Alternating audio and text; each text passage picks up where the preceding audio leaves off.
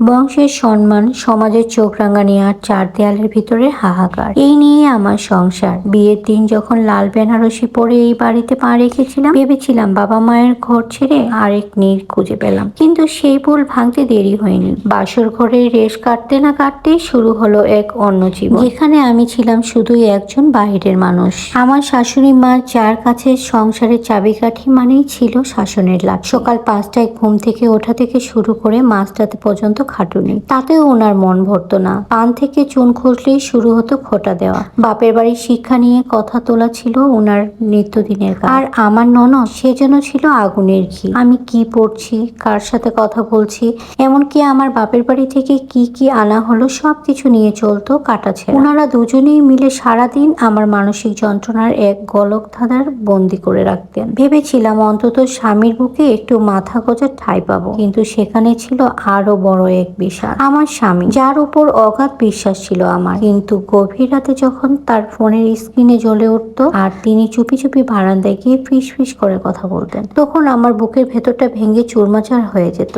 একদিন আড়াল থেকে শুনে ফেললাম সব। তিনি অন্য এক নারীর মায়ায় জড়িয়ে পড়েছেন। প্রতিবাদ করতে গেলে জুটতো অবজ্ঞা আর অপমান। তিনি সোজাসুজি বলে দিয়েছিলেন, সংসারটা করছো এটাই অনেক, এর বেশি কিছু পাওয়ার আশা করো না। শাশুড়ি আর ননদ যখন জানলেন ছেলের এই পরকীয়ার কথা, তারা আমায় সান্ত্বনা দেওয়ার বদলে উল্টো দোষারোপ করলেন। বললেন, নিশ্চয়ই তোর মধ্যে কোনো কমতি আছে, তাই তো স্বামী বাইরে মন দিয়েছে। একা ঘরে বসে কত রাত বালিশ ভিজিয়েছি তার হিসেব নেই। মনে হতো এই নরক থেকে কি কোনোদিন মুক্তি পাবো না। কিন্তু ভাগ্যের চাকা ঘুরে গেল এক বর্ষণ মুখর রাতে। সেদিন ননদ বাড়ি ছিল না, আর স্বামীও ছিলেন বাইরে সেই বিশেষ মানুষের কাছে।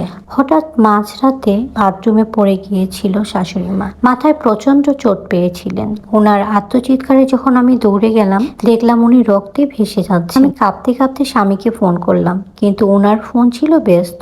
বারবার ট্রাই করার পর যখন উনি ফোন ধরলেন, ওপাশ থেকে বিরক্তি নিয়ে বললেন, এখন বিরক্ত করো না, আমি একটা জরুরি কাজে আছি। ফোনে ওপাশ থেকে ভেসে আসছিল এক নারীর হাসির শব্দ।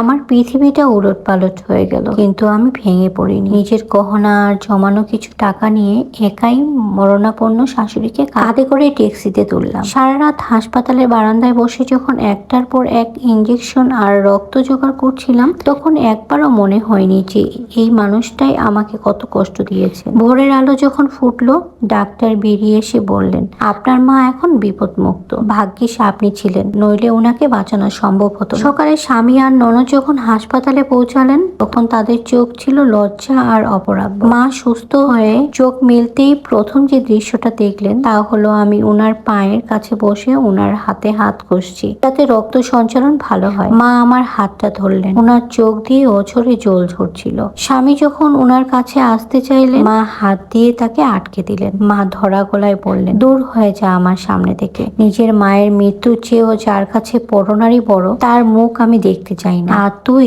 এতদিন যাকে তুই আর আমি পর ভেবেছি, অপমান করেছি, সেই আজ আমার যমদূতকে তাড়িয়ে জমের দুয়ার থেকে ফিরিয়ে এনেছে। ও আমাদের বাড়ির বউ নয় রে, ও এই বাড়ির প্রাণ। সেদিন থেকে সেই বিষাক্ত পরিবেশটা বদলে গেল। মা নিজে দাঁড়িয়ে থেকে স্বামীকে শাসন করলেন, তাকে বাধ্য করলেন নিজের ভুল শুধরে নিতে। আমি হয়তো কোনোদিন সেই সব অপমান ভুলতে পারবো না, কিন্তু আজ আমি এই সংসারে আর একা নয়। যে শাশুড়ি আর ননদ আমার শত্রু ছিলেন, আজ তারাই আমার সবচেয়ে বড় ঢাল। আর আমার স্বামী, তিনি হয়তো আজ বুঝতে পেরেছেন যে বাইরের চটকদার মায়া সাময়িক, কিন্তু ঘরের আসল সম্পদ হলো সেই মানুষটি যে সব ঝড়ঝাপটার পাশে দাঁড়িয়ে থাকে। সম্পর্কের আকাশটা আজ মেঘমুক্ত, কারণ আমি তর্কে নয়, নীরব থেকে আমার সংসারটা জিতে নিয়েছি। আর আমার স্বামীকে যেন এক লোহমায় বদলে দিল। তিনি হাসপাতালের করিডোরের দেয়ালে মাথা ঠেকিয়ে কিছুক্ষণ ফুপিয়ে কাঁদতেন। মাঝরাতে যাকে তিনি জরুরি কাজ বলে অবহেলা করেছিলেন, সেই কাজটাই যে ওনার মায়ের জীবন মরণের লড়াই ছিল, এই অপরাধবোধ তাকে কুড়ে কুড়ে খাচ্ছিল। তিনি আমার সামনে এসে দাঁড়ালেন, কিন্তু চোখে চোখ রাখার সাহস পেলেন না। শুধু বললেন, ক্ষমা করার যোগ্যতা হয়তো আমার নেই। আজ বুঝলাম সত্যিকারের আপন কি। আমি কোনো উত্তর দিইনি,